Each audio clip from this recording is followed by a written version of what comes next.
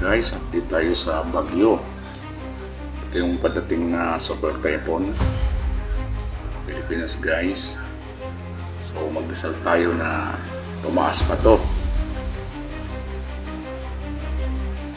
Huwag tumama sa kalupaan ng Pilipinas kasi napakalakas. Dalang hangin ito, makabot siya ng 205 km/h. So by Sunday, nasa karagatan na ito ng Pilipinas. At ang Typhoon Tino naman ay nakalabas na sa ating area of responsibility.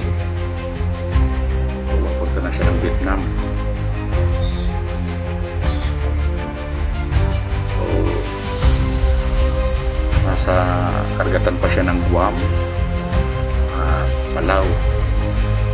So, habang padating siya ng Pilipinas, guys, ay humihigop siya ng lakas. Nakakabuelo siya.